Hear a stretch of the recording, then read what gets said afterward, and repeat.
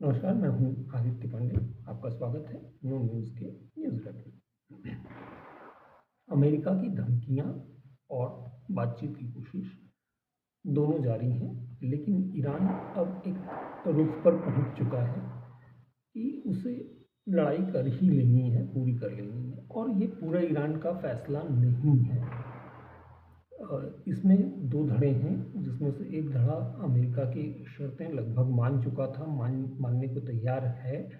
लेकिन आईआरजीसी जैसे जो संगठन है, उनका ये मानना है कि ना पाकिस्तान भरोसे की चीज़ है और ना अमेरिका पर भरोसा किया जा सकता है और कुछ शर्तें तो ऐसी हैं जो ईरान को बेच देने जैसी, ईरान का जो मुख्य ध्येय वाक्य है उसको तोड़ देने जैसी होंगी, इसलिए वो समझौते की तरफ नहीं बढ़ना चाह रहे। अब इस बीच में ईरान की तरफ से ये भी दावा किया गया है, खासतौर पर आईआरजीसी की तरफ से दावा किया गया है कि उसने 2 बड़े जहाज़ों को बंधक बनाया है। इस तरह से ये तय हो गया है कि जो स्ट्रेट ऑफ हॉर्मूज़ है उस पर अभी भी ईरान का कब्जा है।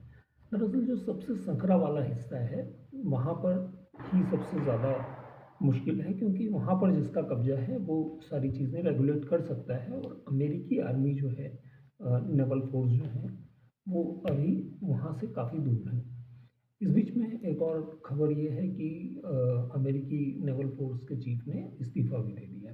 खैर, तो अब यहाँ पर एक मामूली सी चीज़ समझने की कोशिश करते हैं कि जो 2 जहाज़ अ, बंधक बनाए गए हैं, उसमें किन-किन लोगों का स्टेक फँसा हुआ है, मतलब अमेरिका किस तरह से फँसा हुआ है। मान लीजिए कि एक साउथ कोरियन कंपनी है Hyundai, जिसने ये शिप बनाया हो, मान लेते हैं। और इसका जो सैंक्शन हुआ है वो एमएससी करके कोई कंपनी है जो इटली की है, उसने किया है। अब इस पर एंड्रू नाम के एक व्यक्ति को बनाया जाता है कैप्टन, जो पुर्तगाल का है। और इसमें जो क्रू की भर्ती की जाती है उसमें ज़्यादातर लोग फिलीपींस वगैरह जैसे देशों से हैं। ठीक। अब इस जो जहाज है, इस पर फ्लैग होता है जर्मनी का, मतलब मोटे तौर पर जो जर्मनी का माना जाएगा, यानी फ्लैग जिस फ्लैग से वो जाएगा।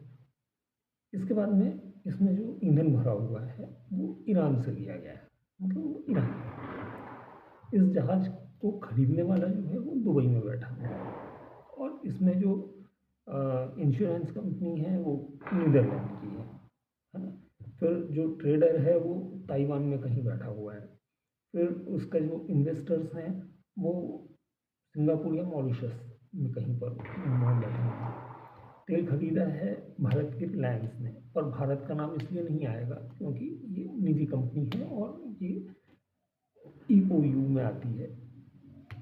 अब पेट्रोल रिफाइन हो जाने के बाद में जाना है अजरबैजान, कंबोडिया, थाईलैंड या वियतनाम जैसे देशों में, और इसका जो भुगतान होगा वो या तो चाइनीज़ युआन में होगा या क्रिप्टो में होगा।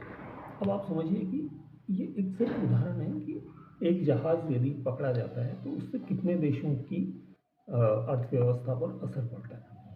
तो अभी ये बोला जा रहा है कि 2 जहाज़ इन्होंने पकड़ लिए हैं। इस बीच तेहरान में कुछ धमाकों की भी खबर आई है कि तेहरान में कुछ धमाके हुए हैं। इस सब में पाकिस्तान कहाँ है?